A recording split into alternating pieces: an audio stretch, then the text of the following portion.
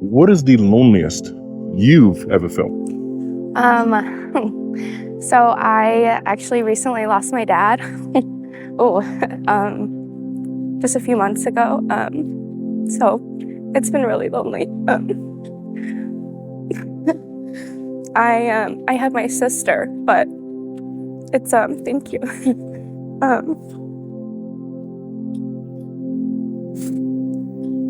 It's just a very isolating feeling. And I have a lot of people reaching out, but it's just hard to have the energy sometimes to respond back and just to go out there again. So, yeah. Yeah. What is the loneliest you've ever felt in your life? The loneliest. Probably a long time ago when I was divorced. That was kind of a bad time. I had 20 years that just went down the drain, and that was it. And it took me a few things to get myself together again. What is the loneliest you've ever felt?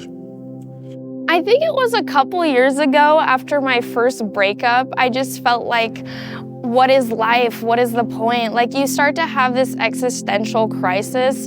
And so you really attach yourself to someone, and then you break up and you're like, oh my God, what is life? And I think that's when I felt my loneliest. I would just cry and be sad and anxious. And I felt like maybe there really isn't a point to life. But then you begin to see as time progresses that things do turn around and it does get better. Think back to the loneliest you've ever felt. When was that? And what was that like? What happened?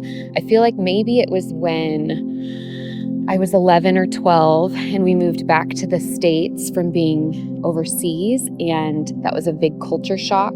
And it was the first connectedness with another girl my age I had felt, and I had to leave her. And this is in the time before you have social media or any internet connection. And so it was a goodbye forever situation. And I did kind of sink into a childhood depression at that point. And that was kind of the first time in my life depression became a rhythm in my mental health.